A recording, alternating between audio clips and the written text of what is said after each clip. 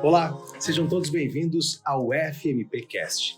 Hoje, aqui no Estúdio 360, uma novidade da FMP que, a partir de 2024, vai se colocar como um produtor de conteúdo jurídico. E o nosso primeiro assunto é a reforma tributária, que vai dominar as discussões, as pautas, as manchetes ao longo do próximo ano, porque há um escalonamento, ainda que seja definido o percentual. Então, a gente vai tratar desses assuntos a partir de agora com 3 especialistas no tema. Vou começar com a convidada, que é mestra aqui pela FMP e que representa a Prefeitura de Porto Alegre, a doutora Cristiane da Costa Neri, procuradora adjunta de Assuntos Fiscais de Porto Alegre. Bem-vinda. Muito obrigada. Prazer estar aqui com vocês. Nós temos aqui os professores da casa, né? O doutor Gustavo Mazina, que é doutor em Direito, participa das discussões, né, na Federação sobre a reforma tributária, quer dizer, vem também, assim como a doutora Cristiane, que é integrante da discussão da reforma com os procuradores e que hoje vai aqui conversar conosco e trocar essa ideia. Bem-vindo, professor. Muito obrigado, Zanuso, sempre prazer. Muito bem, também temos aqui o doutor Rafael Pandolfo, que é doutor em Direito, professor também aqui da pós-graduação da FMP, e integra o Conselho Tributário da Fiergs, também participando das discussões diretamente da reforma tributária. Bem-vindo, doutor. Obrigado, Zanuso. É uma satisfação e um privilégio estar aqui com você, com a Cristiane e com meu amigo Mazino. Muito legal. Muito bem, qual é o nosso objetivo aqui? Nosso objetivo é detalhar, esmiuçar a reforma tributária e entender de que maneira ela vai impactar na vida de todos nós, porque há um escalonamento, muitos impostos vão deixar de existir, e isso de que maneira vai se desenvolver no município? Vai ser favorável? A centralização na arrecadação maior vai de que maneira impactar nos municípios? Então a gente vai começar detalhando a reforma tributária. Doutor Mazina, em resumo, o que acontece a partir de agora? A reforma foi aprovada, nesse ano o Congresso volta a discutir. Sim. Eu queria que o senhor falasse do texto, do impacto, do que cai, do que vai ser criado. Sim.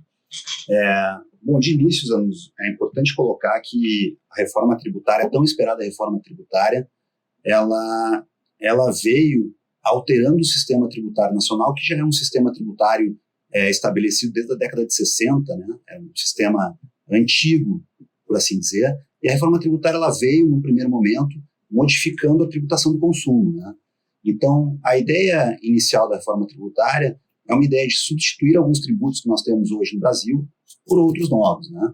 Então, hoje, numa configuração estabelecida há muitos anos atrás, a tributação do consumo, ela se dá a partir de 5 tributos, basicamente 5 tributos, né? O ISS, Imposto sobre Serviços, que é dos municípios, a doutora Cristiane Neri é especialista no tema, né? O ICMS, Imposto Estadual, que incide sobre operações de circulação de mercadorias, também sobre o transporte interestadual e intermunicipal. O IPI Federal, Imposto sobre Produtos Industrializados, né? Então, veja, por enquanto, um tributo de cada esfera, né? O ISS municipal, o ICMS estadual e o IPI Federal, e ainda 2 contribuições que incidem sobre a receita das empresas, né? Contribuições federais, contribuição ao PIS e a COFINS. Esses 5 tributos, eles, a partir do momento em que aprovada a reforma tributária, que foi aprovada a reforma tributária, esses 5 tributos, eles começam a ter um prazo, um tempo de vida marcado, né? Se inicia, então, uma etapa de transição, falaremos sobre isso na sequência, eu tenho certeza, e advirá, na sequência, a substituição desses tributos. Foi criado, ou está sendo criado pela reforma, inicialmente um imposto chamado IBS, Imposto sobre Bens e Serviços, que em alguma medida vem a substituir o ICMS, o IPI e o ISS, né? Além dele, uma contribuição chamada de Contribuição sobre Bens e Serviços, que vem a substituir o PIS e a COFINS, a contribuição ao PIS e a COFINS, e ainda um imposto chamado Imposto Seletivo, que em alguma medida cumprirá algumas funções que o IPI hoje cumpre, né? Em termos de extra-fiscalidade. Então, um ponto inicial para se entender a reforma tributária, me parece que é esse, a mudança de um cenário em que nós temos 5 tributos de forma dividida, né? Um imposto estadual, um imposto municipal, um imposto federal e 2 contribuições federais, uma substituição por outros 3 tributos, né? Embora o IPI ainda tenha ficado a reboque, tem uma uma situação bem específica que a gente pode avançar na sequência também. E esses tributos foram, então, 5 substituídos pelo Imposto sobre Bens e Serviços, sobre a Contribuição sobre Bens e Serviços, CBS, e também pelo Imposto Seletivo. Muito bem. Doutor Rafael Pandolfo, por que a reforma foi aprovada, tramitou, mas um percentual ficou para ser definido um ano depois, ou no exercício seguinte? Como é que se explica isso? Não deveria ter sido votada, aprovada e já ser colocada completa? Bom, em primeiro lugar, acho que a explicação feita pelo Mazina está bem apurada, né? Eu acrescentaria tudo que foi dito por ele, o fato que nós continuaremos com o IPI Zona Franca ainda. Quer dizer, o IPI não vai ser extinto, vai ser utilizado como instrumento para compensar a tributação de atividades desenvolvidas na Zona Franca, desenvolvidas por empresas fora da Zona Franca, então ele deixa de ter um caráter de incidência sobre a industrialização, mas segue como imposto, né? Então não será extinto mais, esse foi um instrumento utilizado. Tem a contribuição de iluminação pública, ela foi ampliada, né? E eu entendo que pode ser criada também uma contribuição para monitoramento, etc. Então nós temos mais uma contribuição. Sorte que, assim, no frigir dos ovos, né, doutor Mazina, a gente tem uma compensação do número de tributos que foram extintos, quiçá, talvez tenhamos até um número maior. Quanto à fixação da alíquota em si, eu entendo a fixação num segundo momento, uma vez que ocorreram diversas negociações no que diz respeito a regimes beneficiados ou diferenciados. O ponto principal, né, é que essa reforma, ela, sob certo aspecto, ela engessa a possibilidade de discussão de regimes tributários distintos. E aqui uma observação que eu gostaria de fazer como conceito, né? Sempre se falou muito em simplificação. Simplificação, simplificação. 2, 3 alíquotas, isso, é simples. Bem, toda simplificação também esconde um ato de violência. Por quê? Nós estamos num momento cultural onde nós temos que respeitar a diversidade. Nós temos uma economia com atividades, com capacidade contributiva notoriamente distinta.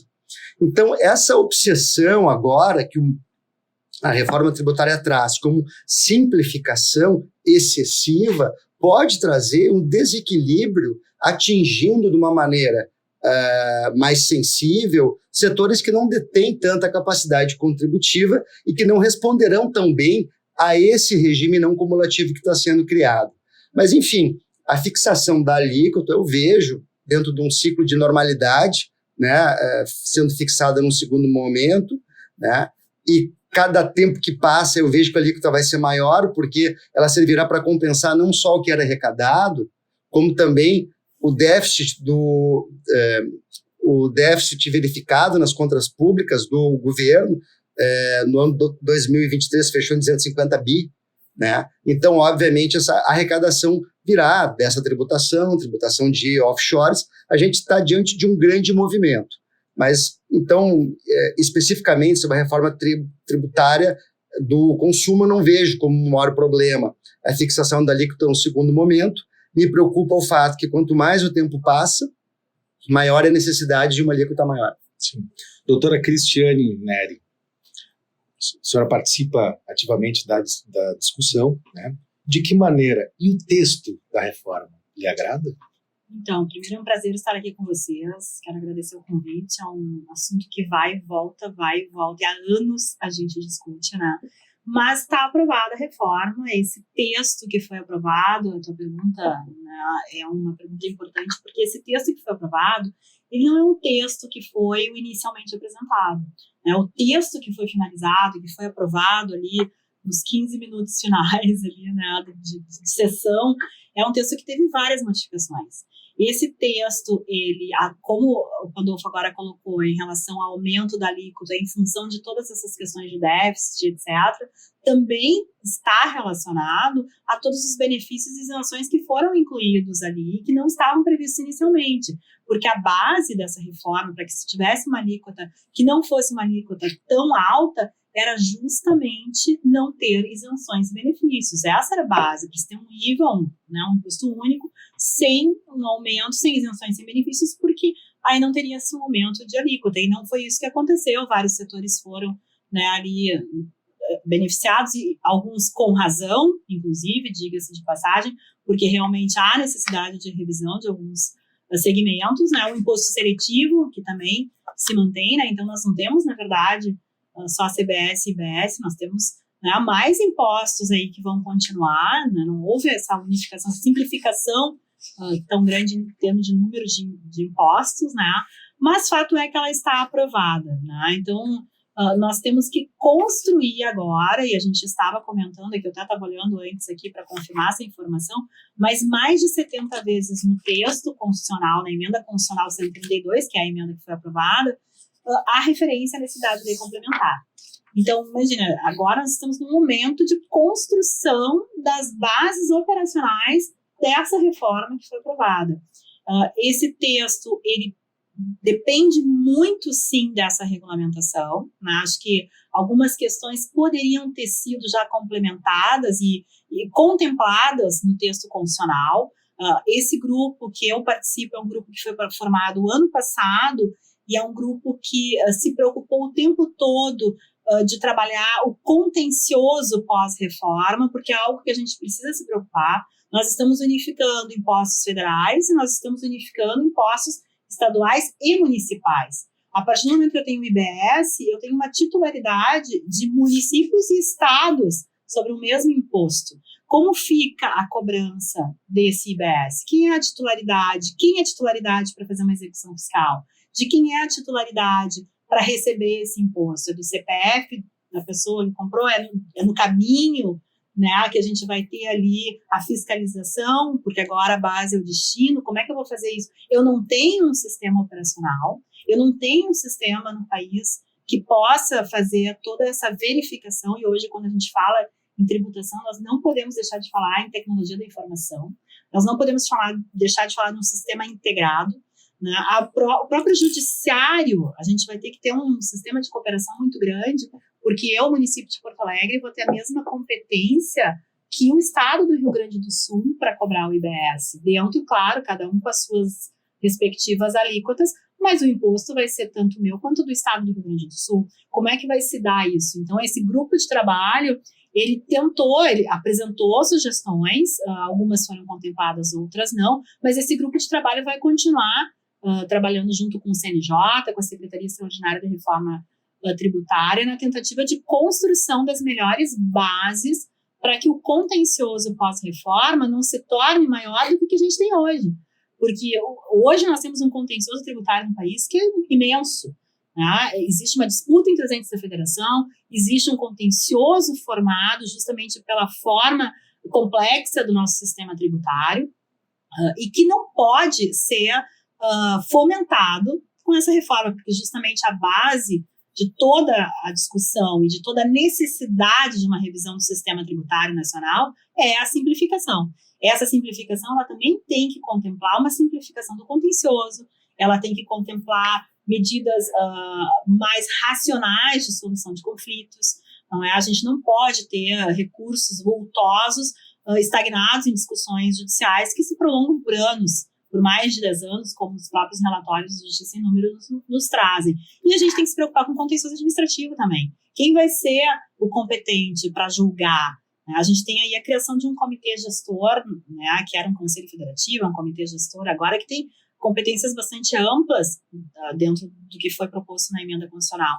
Então, são várias questões que a gente agora tem que se debruçar, e é importantíssima a participação e essa discussão, esse debate em cima de tudo isso, porque há uma expectativa de que, final de março, os projetos de lei que regulamentam a reforma tributária estejam no Congresso Nacional novamente para esse debate, para essas previsões todas que ficaram em aberto, né? Doutor Gustavo Mazino, o senhor participou, né, ainda participa, imagino, da discussão na Federação. O senhor mencionou anteriormente a não cumulatividade, uma preocupação com isso. Sim. Essa construção do texto, ela, do seu ponto de vista, o que faltou, o que está faltando?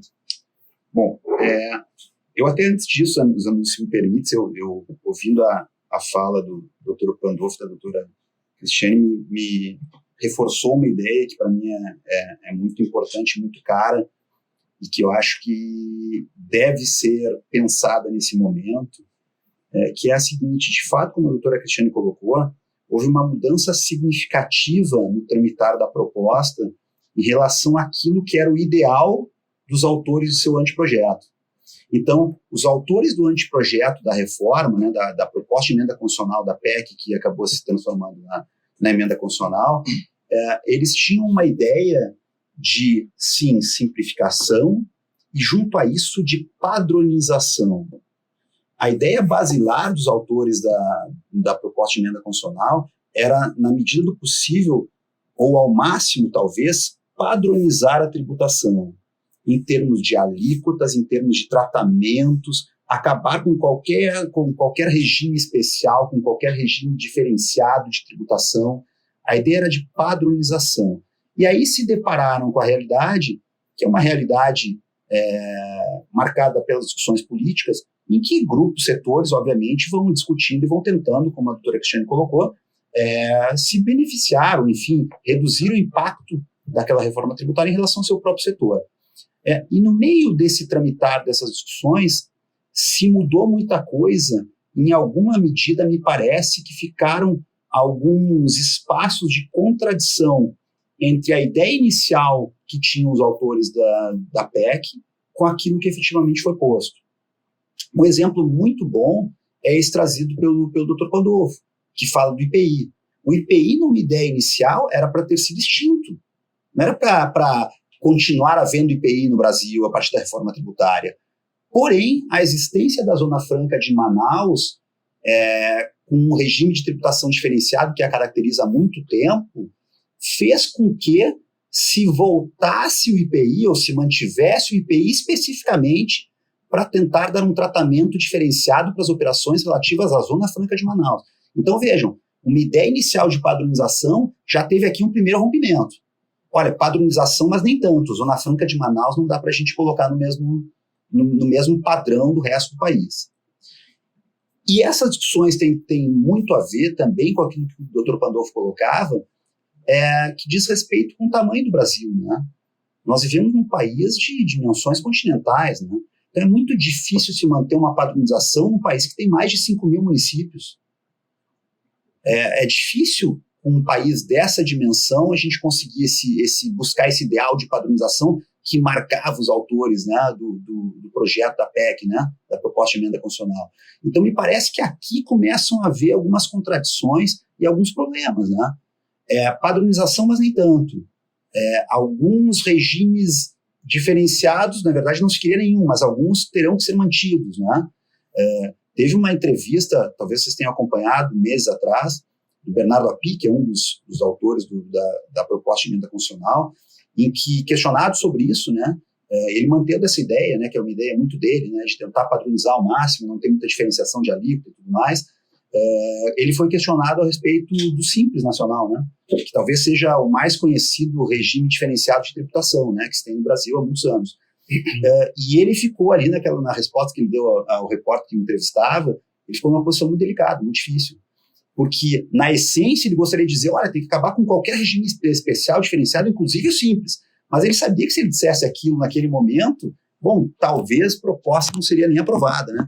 Então ele ficou num dilema e o repórter foi apertando ele numa situação difícil, até que ele disse, não, o Simples vai ser mantido. E botou uma vírgula, né, por enquanto. Então isso diz muito da reforma. E a não cumulatividade, para não deixar em aberto a tua pergunta, Zanus, a não cumulatividade está inserida nesse contexto, né? Porque nós temos já uma não cumulatividade que marca alguns dos tributos já existentes, né? O ICMS é marcado pela não cumulatividade, o IPI também, contribuição ao PIS e COFINS, dependendo da subespécie dessas contribuições, também são marcadas pela não cumulatividade. Isso tem dado muito problema. E a reforma tributária seria uma grande oportunidade, me parece, para tentar resolver, ou ao menos minimizar esses problemas. E com o texto da forma que foi redigido, a meu sentir, não estão sendo resolvidos esses problemas. Talvez uma bem elaborada lei complementar possa ajudar nesse sentido, mas eu tenho bastante receio. Minha preocupação é que permaneçam, doutor Pandolfo, velhas discussões relativas à não cumulatividade, acrescidas aqui do fato de que a não cumulatividade agora vai alcançar um número maior de contribuintes. Né? Prestadores de serviços estarão sendo alcançados pela não cumulatividade, com uma possibilidade muito restrita de tomada de crédito decorrente da natureza da atividade que eles exercem. Né? Então, isso, para mim, é um grande problema. Pois é, a gente vai entrar nessa seara de quem vai ser mais atingido, mas eu queria fazer uma provocação ao doutor Pandolfo. Há quem diga que é uma reforma de Estado. Você concorda? Eu entendo que sim. Né? Nós temos que imaginar que a visão de Estado na ampliação dos gastos sociais, ela é a visão atual. Né? E você tem só duas maneiras de compensar o aumento de gastos. A primeira, que se espera que um bom governo faça, é o crescimento do PIB. Porque o resultado absoluto da arrecadação corresponde ao confronto entre o PIB gerado e a taxa de tributação global de um país. Quando você não consegue crescer o PIB, o que você tem que fazer? Aumentar o tamanho da mordida. Então, eu realmente acho que o tamanho da mordida vai aumentar em função dos gastos, né, e da dificuldade que se tem de reduzir despesas. Né. Essa também a gente poderia falar, me parece que a reforma tributária pressupõe uma reforma administrativa, porque, afinal de contas, as representatividades municipais, estaduais, não vão fazer tanto sentido em tanto número. Né? Mas isso também já poderia ser tratado. Agora, um ponto que chama atenção, eu gostaria de comentar, nós temos duas reformas tributárias. A que foi aprovada, que é a reforma do PowerPoint. Né? Porque ela foi o texto existente mais uma promessa de lei complementar. Então, hoje, a reforma aprovada pressupõe uma lei complementar que vai conferir determinado conteúdo. Né? Se isso acontecer, me parece que para as indústrias e para as grandes empresas de varejo, nós teremos a redução da carga tributária sobre o consumo. Isso pode impactar numa redução do preço das mercadorias. Né? Isso para esse segmento específico e pode ser muito interessante. Entretanto, o texto atual me parece que não garante isso. Né? E eu vou dar um exemplo aqui, claro, né, para a Cristiane e para o Mazina também analisarem. O dispositivo da não cumulatividade diz que a não cumulatividade é plena, ressalvadas operações com bens e serviços de uso e consumo pessoal. Primeiro ponto, é uso pessoal e consumo pessoal ou uso e consumo pessoal? Porque se o pessoal predicar uso e consumo, se poderia ter colocado pessoais. O plural seria um sentido inequívoco de que essa qualificação se aplicaria ao uso e consumo. Se vocês me perguntarem, numa análise sintática do texto aprovado, eu posso assegurar que as operações envolvendo uso não vão estar sujeitas à restrição de crédito? Não. Porque pode-se entender que o pessoal qualifica apenas o consumo. E segundo, o que é o pessoal? É o da pessoa dos sócios ou da pessoa jurídica? O texto diz, na exposição de motivos, que a restrição diria respeito às pessoas dos sócios, que não se poderia tomar crédito sobre despesas dos sócios e tal. Eu acho uma redação dessas desnecessária, porque despesas com sócios, sequer despesas da pessoa jurídica são. Se forem lançadas como pessoa jurídica, despesas da pessoa jurídica é distribuição disfarçada de lucro. Isso gera autos de infração, isso é uma irregularidade. Né? Portanto, quiçá gerar crédito de IBS ou de CBS.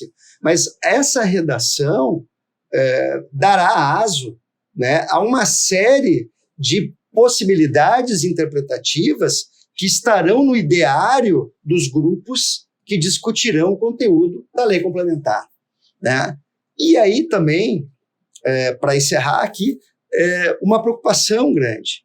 Foram criados diversos grupos, né?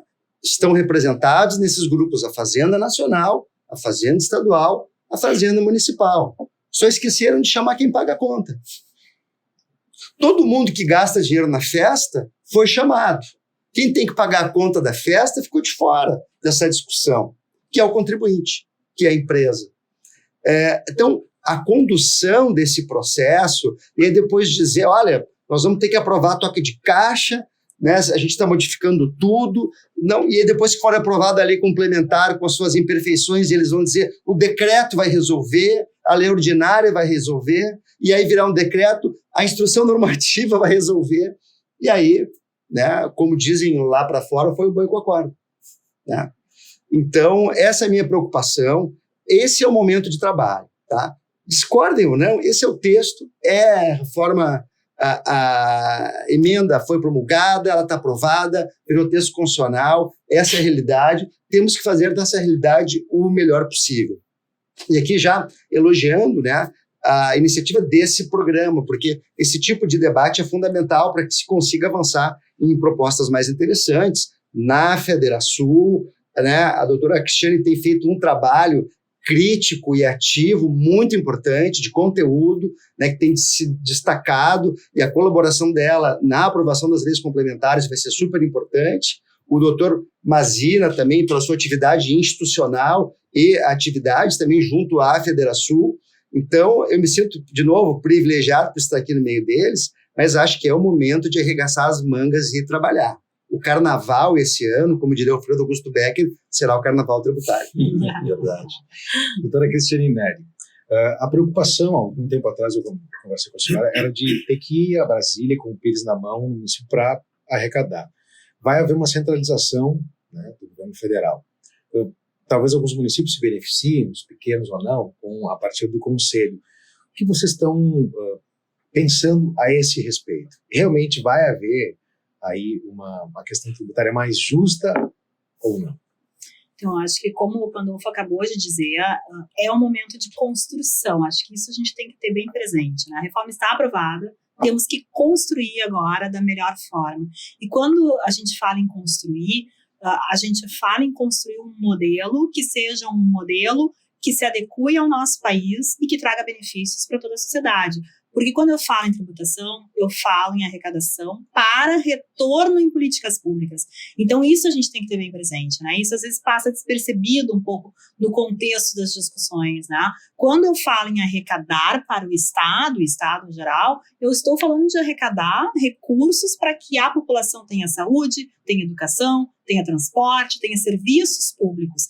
E no caso dos municípios, os serviços públicos que são de competência municipal são serviços essenciais, né? Então, há um receio muito grande dessa perda de comando e de autonomia na gestão financeira, né? Então, essa questão do Pires na mão, né? Essa reforma, ela, com certeza, alguns municípios menores vão se beneficiar, porque são municípios que não faziam a gestão da sua dívida ativa. São municípios que não faziam inscrição, que não faziam cobrança, muitos faziam, mas de forma precária. Então, assim, a gente tem que pensar que 64% da população, mais ou menos 60% da população, vive nos grandes centros urbanos do país, que são as médias, grandes cidades e capitais. Essas médias, grandes cidades e capitais sempre fizeram a gestão da dívida ativa, sempre investiram na melhoria de sistemas tributários, sempre investiam e investem na melhoria dos seus tributos e da cobrança, né?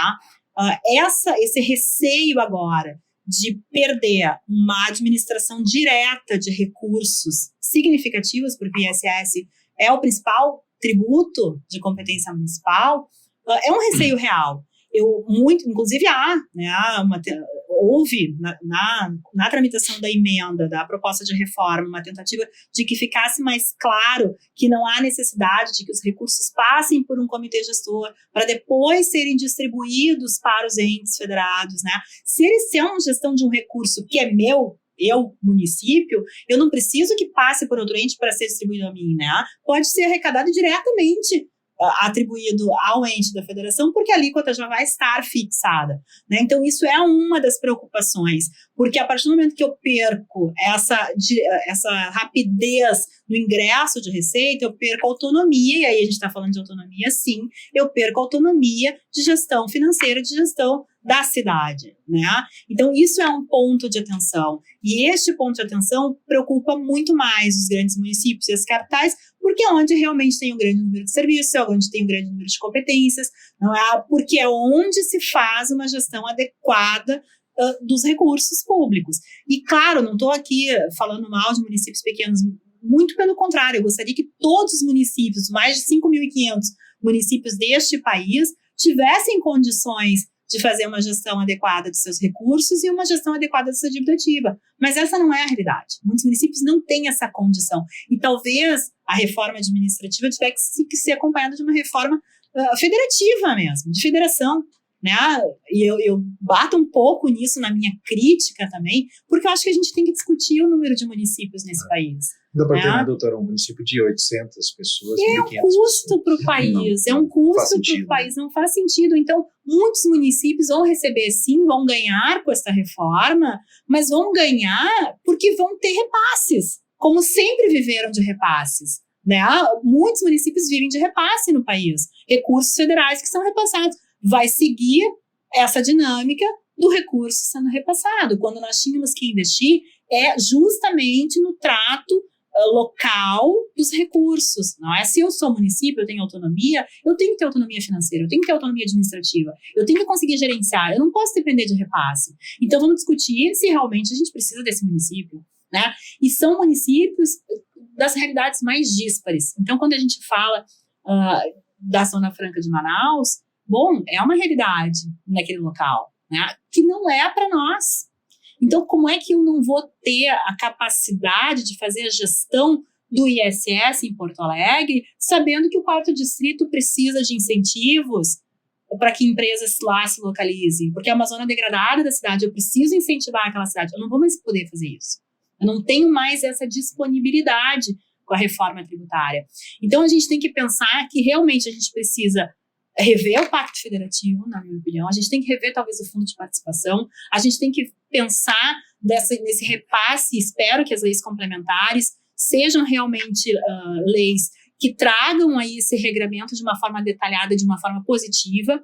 Né? Eu estou participando de um grupo, são mais de 18 grupos de trabalho técnico-operacionais, né, que vão tratar cada um de um ponto dessa reforma. A intenção é que, final de março, isso esteja no Congresso Nacional, essas leis complementares, né, para essa discussão macro, mas são muitas pessoas discutindo, né, espero que realmente consigam chegar num detalhamento que traga lucidez a estes pontos que ficaram em aberto, que tragam ali um repasse de recursos que não deixem os entes federados sem autonomia, porque eu preciso garantia de que eu vou ter suficiência de recursos para administrar uma cidade. Até hoje, essa garantia não está ali. Né? Eu preciso saber, com o Estado do Rio Grande do Sul, que eu vou ter esse recurso imediatamente.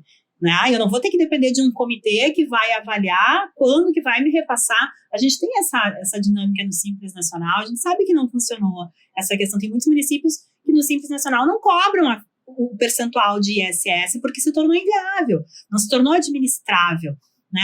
Então, tudo isso tem que ser um momento agora de construção de uma forma séria, de uma forma responsável, pensando que eu tenho uma federação e que eu tenho um modelo federativo que está na Constituição e que prevê essa autonomia dos entes da federação para retorno em políticas públicas. Essa, para mim, tem que ser a tônica. A gente tem que essa regulamentação, ela tem que dar condições de que o país evolua economicamente, cresça, mantenha o nível de arrecadação que os entes federados têm mantido até hoje. Não pode diminuir, porque já não é suficiente.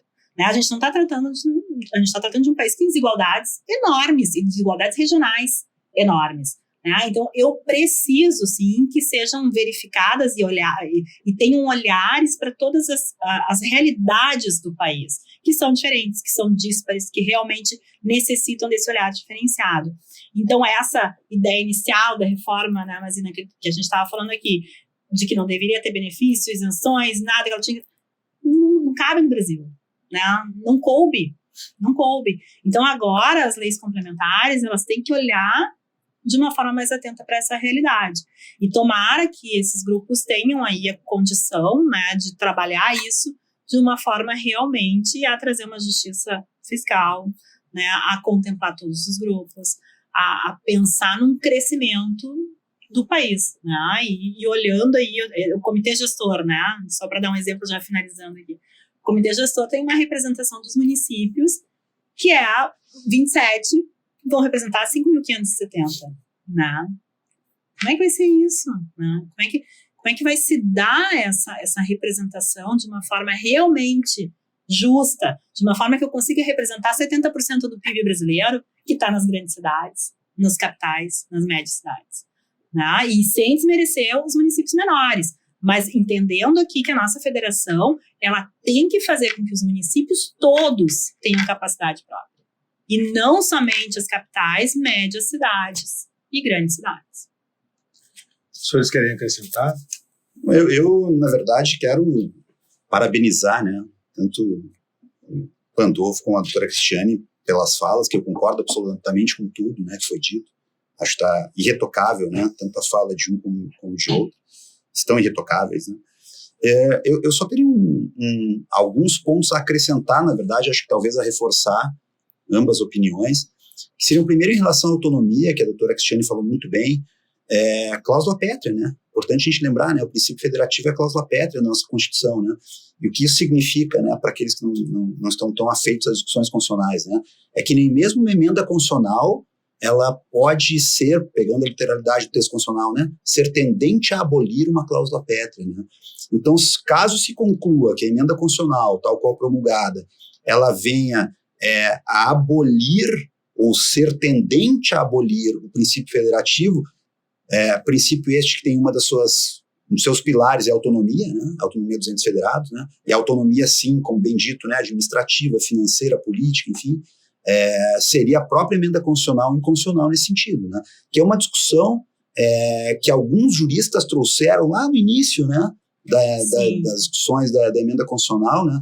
E que talvez em alguma medida venha a ressurgir em algum momento, né? Essa eventual afetação da autonomia especialmente dos municípios, né? E o que isso pode representar em termos de violação ao princípio federativo. Então, eu acho que esse é um ponto que continua sendo bem importante no exame da reforma tributária.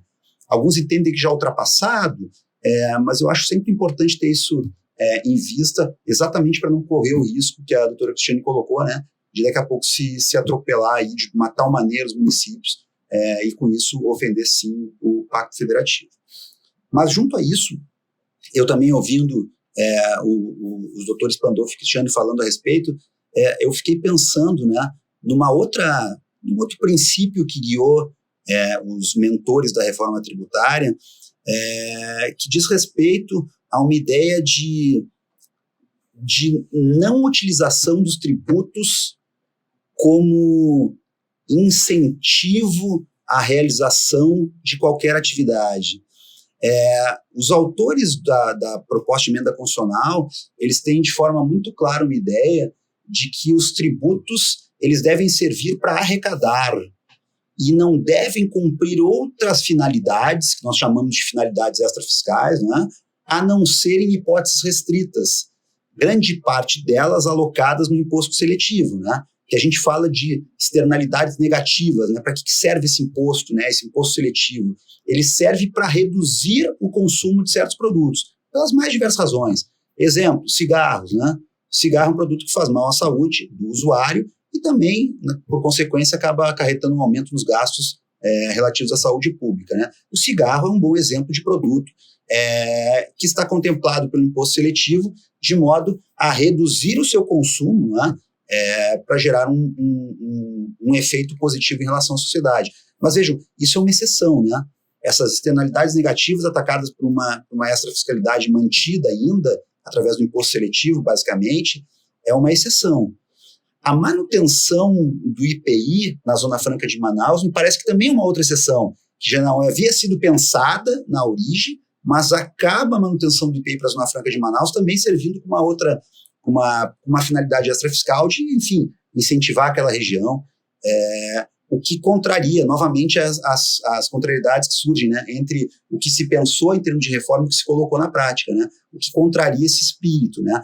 Mas me parece que sim, há uma ideia geral de que os tributos não sejam mais utilizados para incentivar uma determinada região, que não sejam mais utilizados para incentivar um determinado setor, que não sejam mais utilizados para incentivar uma determinada atividade. A ideia é que, se incentivos se façam necessários, que sejam dados outros tipos de incentivos, quem sabe financeiro, né? Subsídio financeiro mesmo, o governo vai então e abre uma linha de crédito lá com valor subsidiado de juro, ok, mas não a utilização dos tributos, porque na visão desses autores isso acabou, ao longo da história, né, causando uma série de outros problemas no Brasil, a utilização de tributo como incentivo para qualquer outra atividade, para qualquer outra finalidade que não seja simples arrecadação. Então, acho bem importante se pensar nisso também, nesse contexto geral de reforma. Eu estava vendo aqui o Mazina falar, eu lembrei de uma história do Paulo Santana, que ele disse que... Já gostei da relação, tá? Feita entre a fala do Mazina e o Paulo Santana. Já me agradou. Que ele disse que um amigo dele, né, estava na quarta esposa, mas tinha a mesma amante ainda.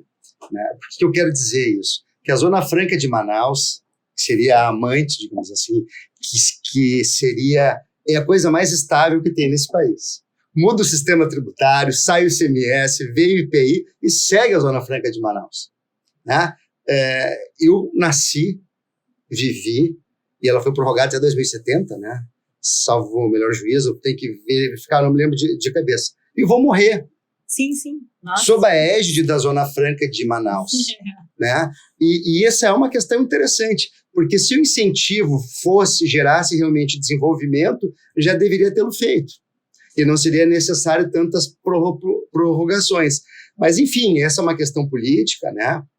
Que realmente quebra a lógica, como bem apontado pelo Dr. Mazina, da reforma tributária. Fora essa observação, que talvez seja despicenda para um avanço concreto sobre o que deva ser feito, o que me preocupa agora, né? Me preocupa aqui, fazendo uma analogia com futebol, outra, já que eu estou na seara futebolística, né? Eu lembro que o Flamengo, certa feita, tinha um ataque com Sávio, Romário e Edmundo, né? Talvez os mais jovens não tenham ainda ouvido falar, né, Zanotto? Você também, não sei se acompanhou, é jovem também, né? Mas o fato é que eram 3 jogadores estelares, assim, né, brilhantes e tal. E o que aconteceu? Não funcionou o time. Por que eu estou dizendo isso? Nós temos 18 grupos. Podemos ter pessoas brilhantes em cada um deles. Mas o que me garante que a soma das partes fará um todo harmônico?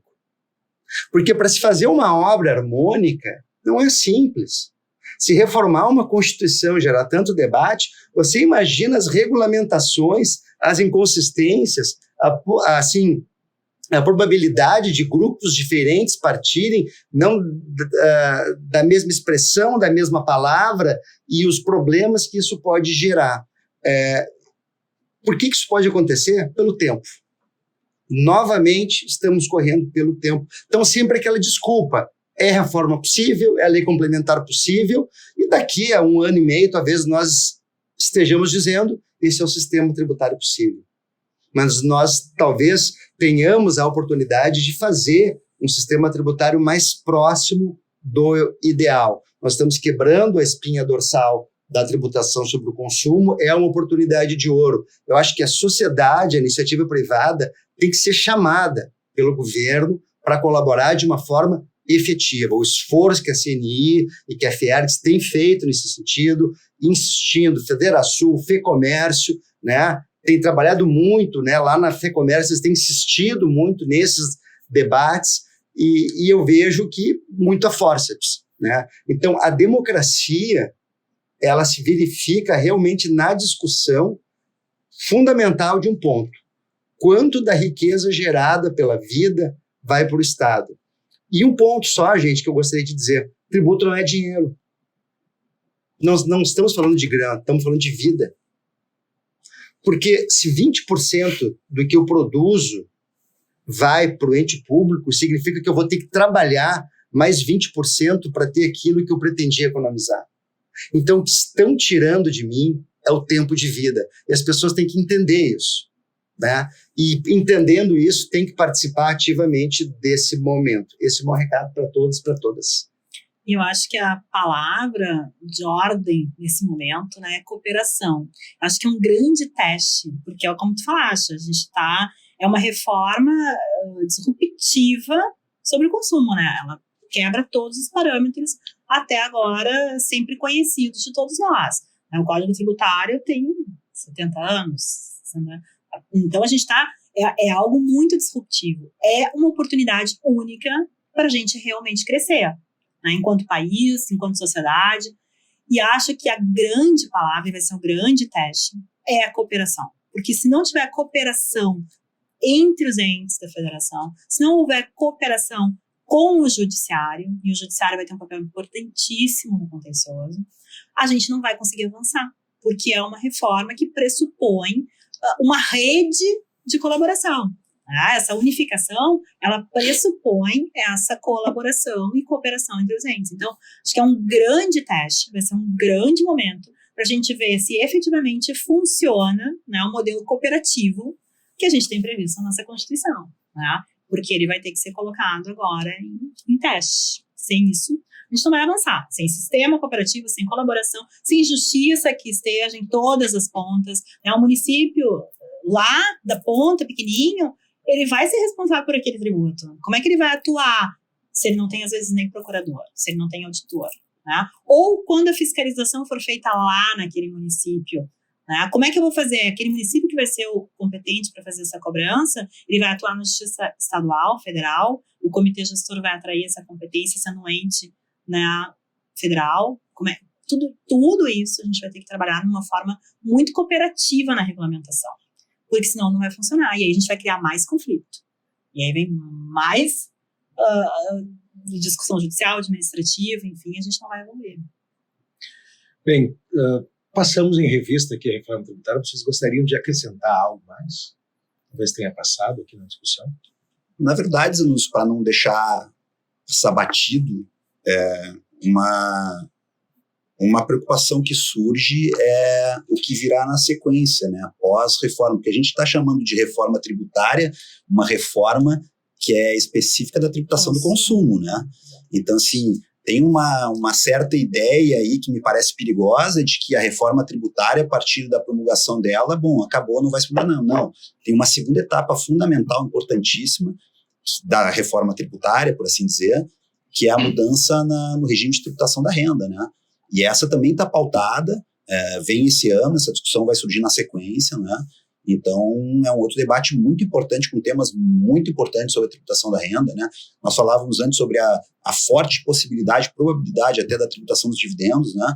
É um tema muito quente que surgirá agora na sequência. Então, eu quero dizer a todos que não acabou, né? A reforma tributária, se bem entendida, ela vai além, né? Depois da tributação do consumo, virá também a modificação da tributação da renda. Essa questão dos dividendos afeta principalmente quem? O profissional liberal? Isso é um ponto interessante.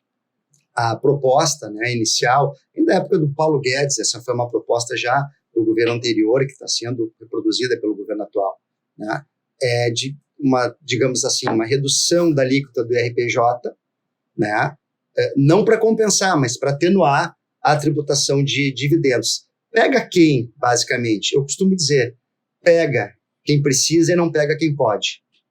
Por quê? Quem pode ficar com lucro acumulado dentro da empresa não vai distribuir e vai pagar menos IRPJ.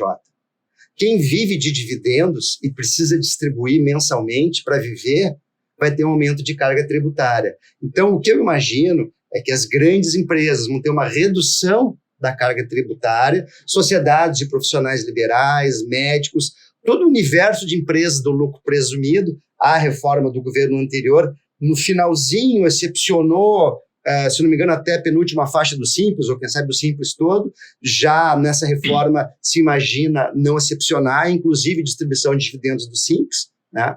Mas o fato é que pegará muito quem precisa distribuir dividendos, porque vive dos seus dividendos, que não tem escolha em deixar ele na pessoa jurídica, numa aplicação financeira, ou, enfim, na aquisição de um novo ativo. Muito bem.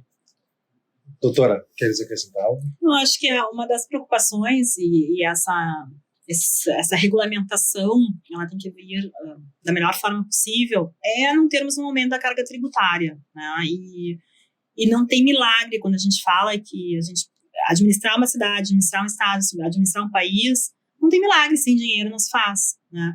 Então, se a gente pensar que pode ter uma perda da arrecadação que até então vem sendo feita por estados e municípios, a gente vai ter um aumento, sim, da carga tributária, porque não vai ter como administrar, não vai ter como manter os recursos para os serviços que hoje são prestados, né? Então, é uma das preocupações que se tenha essa regulamentação de uma forma a permitir que a carga tributária não seja aumentada, mantendo a arrecadação que vem sempre sendo mantida pelos estados e pelos municípios, mas atentando para essa evolução econômica, que acho que ninguém aqui, nem estados, nem municípios, ninguém pode achar que a gente vai evoluir enquanto país, enquanto entes da federação, sem ter uma evolução econômica para todos, né? Então, essa é a grande questão, né? Essa é a grande equação que vai ter que ser feita por esses grupos de trabalho, grupos operacionais na regulamentação, de pensar no crescimento do país sem, né, prejudicar o contribuinte, mas mantendo condições para que os entes da federação mantenham seus serviços. E quando a gente fala de serviços e quando a gente fala de aumento dessa carga, o aumento da alíquota, que a gente vem, ela começou lá com 27%, já chegou a falar que seria a 33%, né, que seria a maior alíquota no mundo, uma das maiores do mundo. A gente tem um impacto também para os entes da federação. E isso a gente não pode esquecer, porque eu enquanto município, eu contrato serviços para prestar o serviço público. Eu tenho contratações. E todos esses serviços podem ter uma carga tributária aumentada.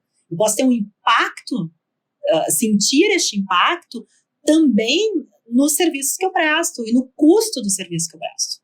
E aí isso é uma bola de neve, porque eu vou ter um aumento, eu vou ter um gasto maior, eu vou receber depois, eu não vou receber imediatamente, porque meu ISS vai lá para o comitê, né? Então, essa equação toda agora, eu penso que é o grande desafio para que a gente tenha aí realmente uma regulamentação que não prejudique, ao contrário, traga realmente essa evolução, esse crescimento econômico que é tão importante para o país, né, mantendo minimamente o serviço e a capacidade de prestar serviços. Muito bem. Doutora Cristiane Neri, mestra em Direito aqui pela FMP e é Procuradora-Geral Adjunta de Assuntos Fiscais de Porto Alegre. Muito obrigado pela presença e a gente vai voltar a falar desse assunto. Eu que agradeço o convite, é um prazer estar aqui com vocês, principalmente com esses dois colegas aqui que eu tanto admiro, e na FMP aqui é um prazer. Doutor Gustavo Mazina, professor da graduação,